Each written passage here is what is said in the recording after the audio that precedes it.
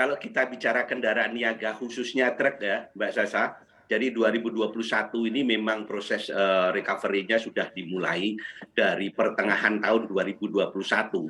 Jadi total memang tumbuhnya kalau kita bicara kendaraan niaga truk itu pertumbuhannya 47,4% dibandingkan tahun 2020.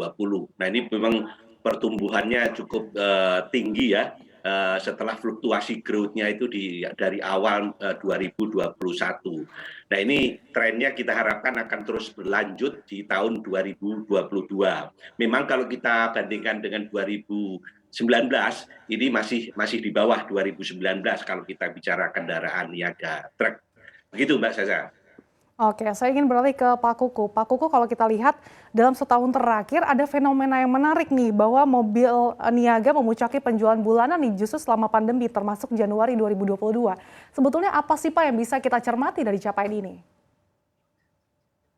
Jadi begini, menarik kalau di tahun 2021 ya. Pertama adalah dengan keberhasilan vaksinasi ya, kemudian upaya pengendalian COVID-19 pandemi bagus, maka kemudian ada insentif dari pemerintah yang dilaksanakan di bulan Maret 2021 dengan PPNBM DTP.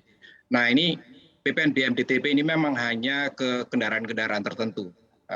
Namun dampak dari multiplier effect-nya adalah kemudian ekosistem industrinya berjalan. Dengan penjualan kendaraan-kendaraan yang mendapatkan PPNBM DTP meningkat cukup tajam, tadi secara keseluruhan lebih dari 69% ya, maka ini menggerakkan ekosistem industrinya. Nah, begitu ekosistem industrinya itu bergerak, maka kemudian banyak masyarakat yang mendapatkan manfaat. Oleh karena itu, ini juga kemudian mendorong kendaraan-kendaraan komersil, karena dalam kondisi kemarin pandemi, ternyata banyak juga keperluan untuk pengiriman logistik, banyak yang membeli lewat online dan sebagainya. Dan itu merupakan mata rantai yang berkesinambungan. Di sisi lain juga mungkin juga disinggung adanya peningkatan harga komoditas. Nah dengan adanya komoditas maka akan juga diperlukan kendaraan-kendaraan komersil yang dikatakan oleh Pak Momon tadi mulai cenderung meningkat.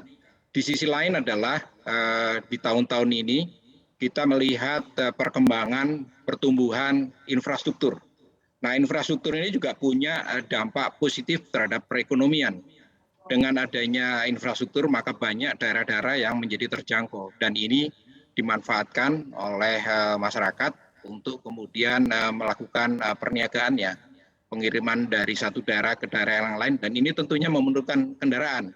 Oleh karena kalau dilihat nanti datanya menunjukkan bahwa kendaraan-kendaraan komersial juga tumbuh.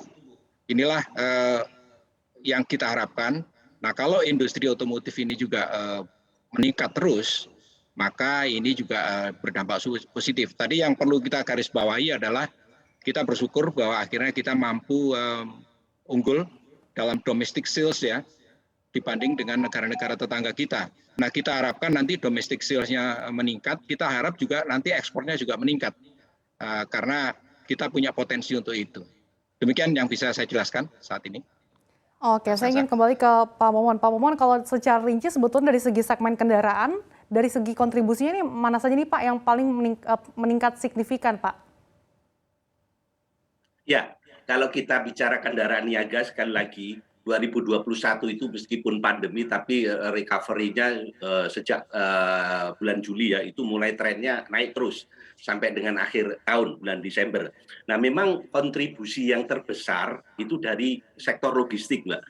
Dan memang sektor logistik ini pada saat pandemi tahun 2020 itu juga yang memberikan kontribusi meskipun demand-nya turun, tapi yang paling memberikan kontribusi itu dari sektor logistik. Dan itu pada saat mulai recovery di 2021, itu logistik terus meningkat kontribusinya. Dan secara keseluruhan, logistik ini memberikan kontribusi yang cukup besar, kira-kira 50% dari total sektor bisnis yang mendorong pertumbuhan kendaraan niaga sebagai alat transportasi khususnya di sektor ekonomi.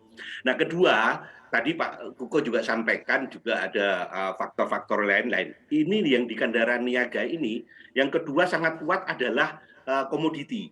Komoditi khususnya sawit atau CPO. Ini harganya cukup bagus dan trennya terus meningkat. bukan hanya trennya, tapi demand-nya juga sangat kuat dari tahun Mhm. kemarin. Pertengahan itu terus meningkat. Nah, di kuartal keempat itu ditambah lagi permintaan dari sektor pertambangan. Ya. Pertambangan itu ada terdiri dari beberapa pendorong utama, yaitu batu bara, kemudian nikel, kemudian boksit.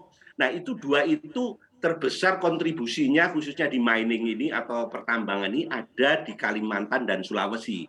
Nah, di kuartal keempat itu luar biasa dorongannya sehingga trennya itu terus meningkat terus sampai dengan Desember permintaannya tertinggi di 2021 dari logistik yang 50%, kemudian dari sektor plantation atau CPO itu kurang lebih 25-27%, ditambah sektor pertambangan sekitar 78%, tapi dorongannya sangat kuat sehingga demand-nya tumbuh sangat kuat di 2021. Kira-kira begitu gambarannya. Dan ini khusus untuk logistik tadi ditambahkan oleh Pak Kukuh juga, sektor yang bisa mendorong pertambahan pertumbuhan logistik ini dari sektor digital ataupun e-commerce gitu ya. Mhm. Nah, ini sangat kuat sehingga membuat dorongan ini terus tumbuh di logistik. Dan ini masih di 2022 juga trennya masih kelihatan memberikan kontribusi yang cukup kuat di 2022 ini. Kira-kira